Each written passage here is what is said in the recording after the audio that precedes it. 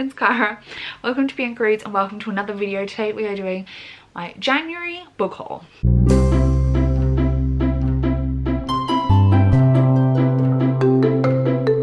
I made it my mission, I'm going to try and keep it up for the whole year, but definitely at least for the start of the year, to only buy as many books that are going on my TBR. So things I already have read don't count, but books that are going on my TBR as physical books I took off my TBR the month before. That makes sense. So I had a maximum of 10 books I could buy in January. I have 8 ones that are going on my TBR here and 1 that's a book I've already read. So I've got 9 things, which means 2 can carry over to next month if I need, which I do need because you'll see my wrap up and I did not read as much as I normally do. And a lot of them were big things, so I didn't get that much off my TBR in January, which will hopefully change in February, but we'll see. But let's hop to it. And here's the books I bought. So we have Artificial Condition by Martha Wells, which is the second Murderbot book. This is the one I've already read. I love these. I bought the 5th one, which is a full-size novel. So I thought I'd better go back and fill in the ones Mika, get off my bed. Get up. Get off, please. Get off. You're not meant to be up here. You're not meant to be up here. You're making an appearance on the video. She insists on being up here now. She's not meant to be on this bed. So I decided I better backfill this in. Yes, off you get. And it is a sci-fi. Murderbot's like a security unit, and they're meant to have an overriding protocol, and because they're agenda, they hacked their module so they can control themselves and they're autonomous. And everyone thinks that would mean they should be murderous and ridiculous, but instead they just want to watch. I always think he, but it's, yeah, very intentionally coded agenda, but the audiobook narrator's male. They prefer to spend their days watching soap operas.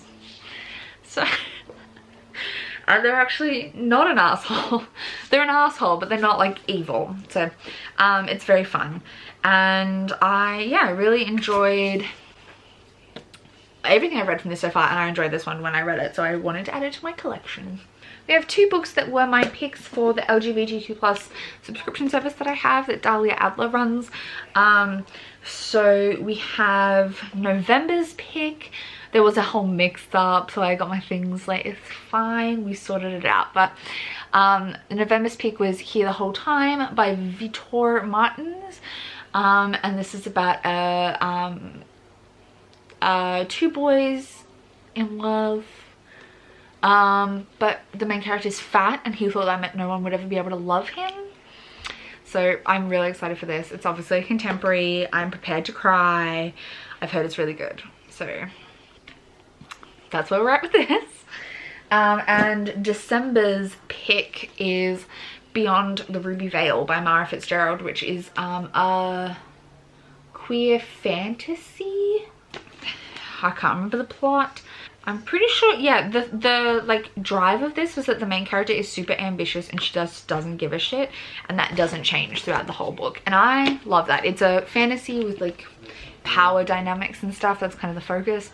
I've heard great things. I know Mouse loved it and Art loved it, and to be fair, if Mouse and Art love anything, I will probably love it. So I went and got this. I mean, I asked for this on my subscription. A couple of sequels to things I've read. One of them is a new release, one's not. The one that's not is The Dragons of Nova by Elise Cover. This is the sequel to The Alchemist of Loom, which I read in December, I think. So I ordered this, got my hands on it. It's a lovely blue underneath. This is a dragon fantasy romancy kind of thing that's very action and gory, and not much romance in the first one, but this one might have more romance. I'm honestly not sure, but I did really enjoy book 1, so I'm very excited to read book 2. These are self-published, by the way. The other sequel is The Ruthless Lady's Guide to Wizardry by C.M. Wagner. Technically, these are more companion novels than direct sequels, but they're set in the same universe. The first one was Unnatural Magic. And that one was like a troll human romance mystery. Lots of different threads, and at first I didn't think I would like it, but by the end I was absolutely obsessed with it. And this one is queer and has con artists, and then magic stuff. It's definitely gay. There's a conspiracy heisty shit. I believe it's set like 100 years after Unnatural Magic. So totally different characters but the same world. Book I've had on order for a while that I've been waiting to arrive. I saw this on Maddie from, what is Maddie's channel name? She does Dart Attack. Can't remember her channel name. This is XX by Ryan Hughes, and it is a mixed media huge book. It's a sci-fi. I don't know anything about the plot. It's mixed media. That's all you have to tell me, really. I don't know when I'll get to this, but it'll be sometime, hopefully this year, because I'm really excited about it.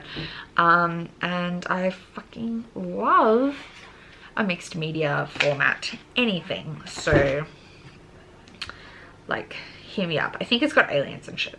I think it's got aliens. Oh, a couple of other sequels that I forgot. Just swooshed my mind. Across the Green Grass Fields by Sean Maguire, which I'm currently reading, hence the bookmark. This is the newest release in the, what's the series called? The Wayward Children series. I don't feel like I need to explain this, but this one's about Reagan, and she's a horse girl. Yeah. Currently reading this. I barely started though. The other sequel is The Mask Falling by Samantha Shannon, which is the 4th book in the Bone season series, which I love and adore. And it's been so long since the last one came out that I'm really keen to read it. I don't really know what's happening. I've heard that the characters do some things that are not necessarily morally right, but fit with trauma, and I'm really excited about that. And it's floppy, which was my biggest problem with the previous books in the series, was that they weren't floppy.